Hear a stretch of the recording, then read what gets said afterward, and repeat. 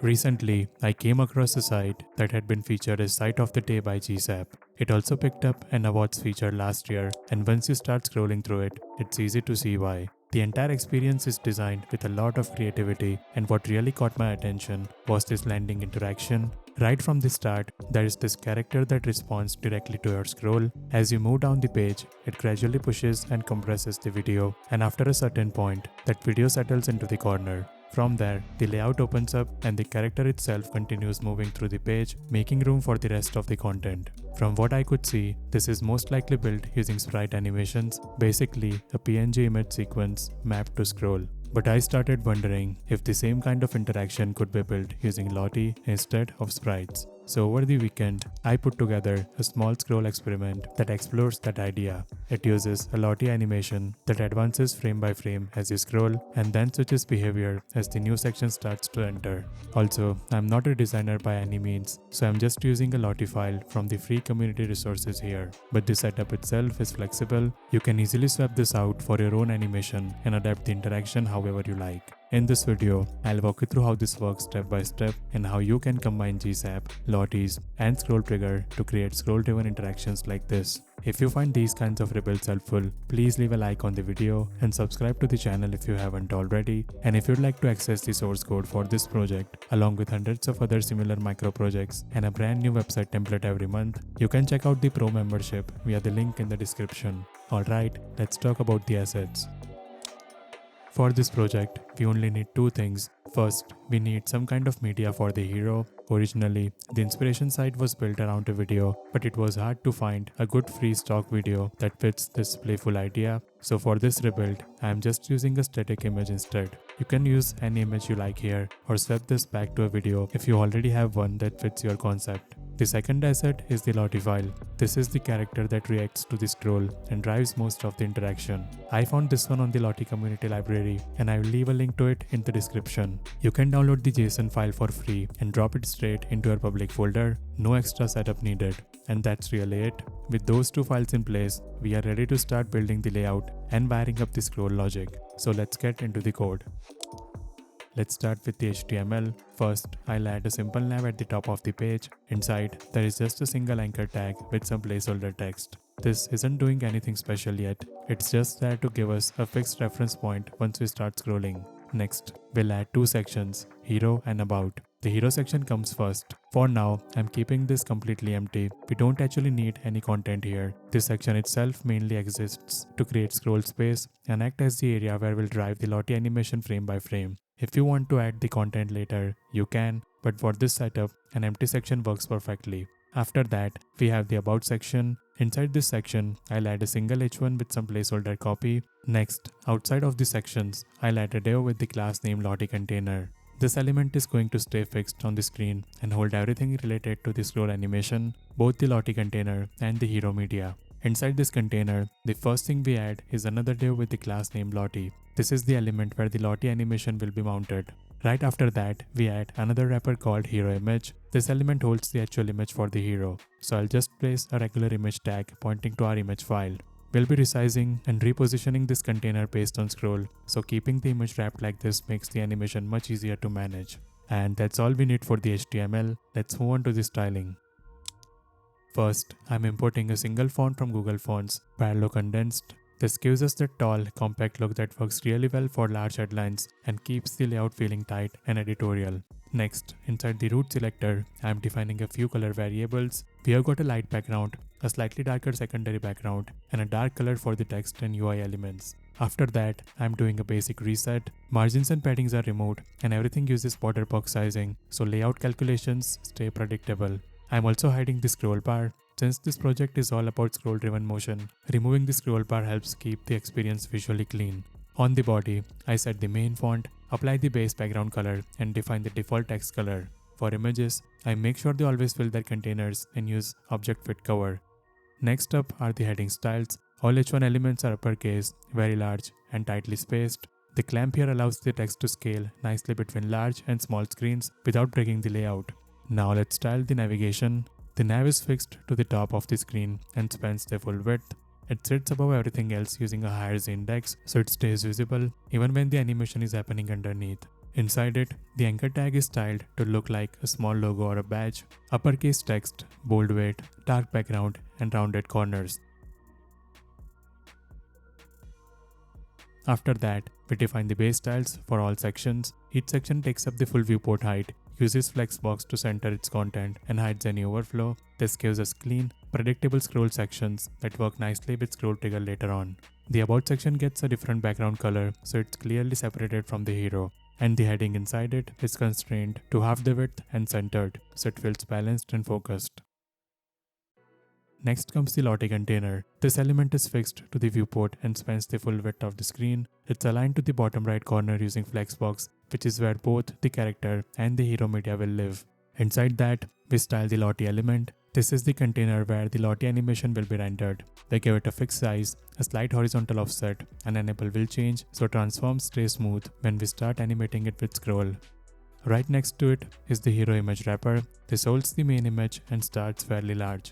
We set an aspect ratio, round the corners, and define the transform origin at the top right. The transform origin is important when we resize this element during scroll. It shrinks toward the corner instead of collapsing from the center. We also hide overflow here, so the image stays neatly clipped inside its container. Finally, there is a small responsive adjustment on smaller screens. The About heading expands to full width, the Lottie animation scales down, and the hero image takes up more horizontal space. This keeps the layout readable and balanced across devices without changing the animation logic. And that's it for the styling. With the layout and visuals in place, we can now move on to the JavaScript and start wiring up the scroll behavior. First, I'm importing the libraries we need for this project. We bring in GSAP as the core animation engine. Then we import ScrollTrigger, which is what we'll use to map our animations directly to scroll position. Next, I'm importing Lennis. This is just for smooth scrolling, and more importantly, it helps the scroll-driven animations feel consistent and less jittery.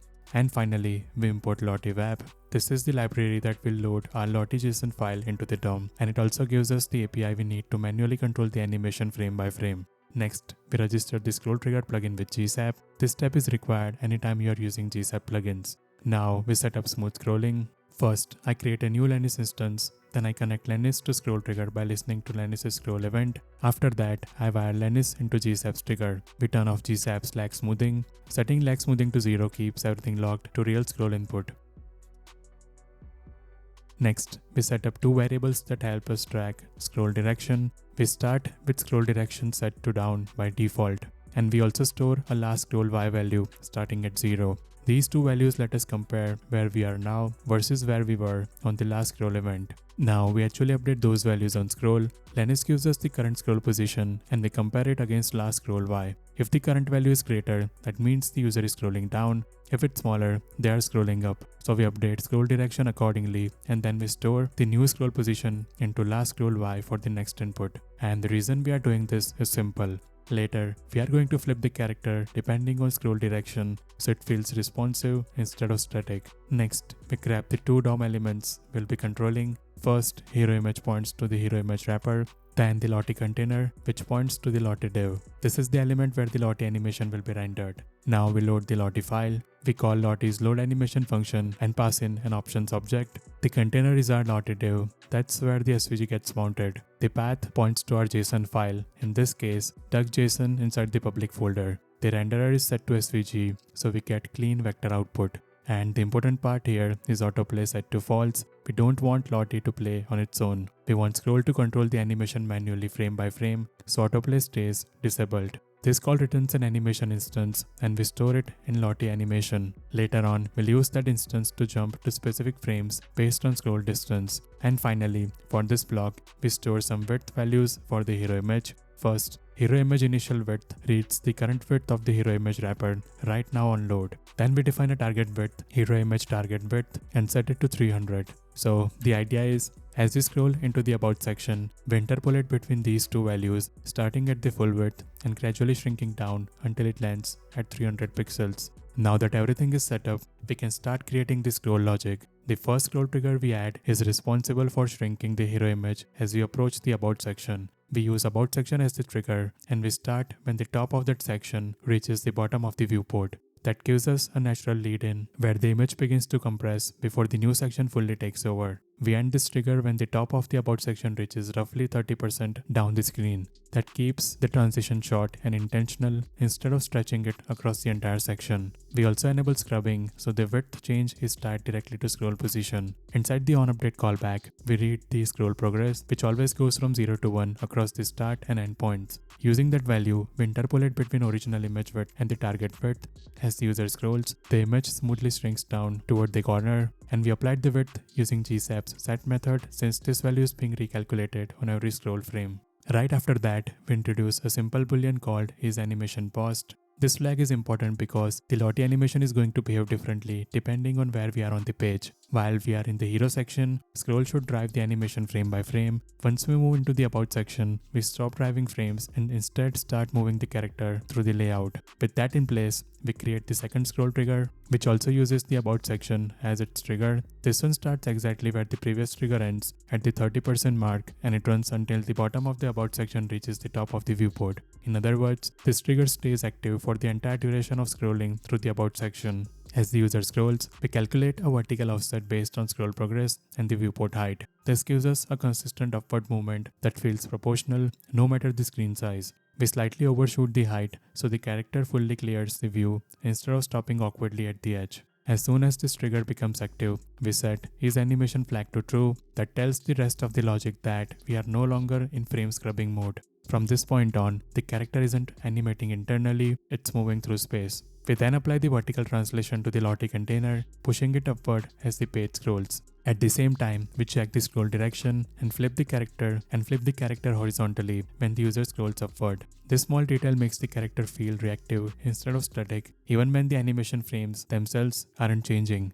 After that, we create the third and final scroll trigger, which is tied to the hero section. This one runs from the very top of the hero section to the moment its bottom leaves the viewport. While this trigger is active, scroll is used to drive the Lottie animation frame by frame. Inside the update callback, we first check whether the animation is paused. If it's not, we calculate how far the user has scrolled inside the hero section in pixels. We then define how many pixels correspond to a single animation frame. This value controls how fast the animation advances as you scroll. Using that distance, we compute a frame index and wrap it using the total number of frames in the Lottie animation. This allows the animation to loop naturally as you keep scrolling. We then jump directly to that frame and stop, which turns scroll into a scrubber rather than a playback trigger. Even when the animation frames are paused, we still apply the scroll direction flip to the Lottie container. That way, the character always responds to how the user is scrolling, regardless of which section we are in. Together, these three scroll triggers create a clean handoff.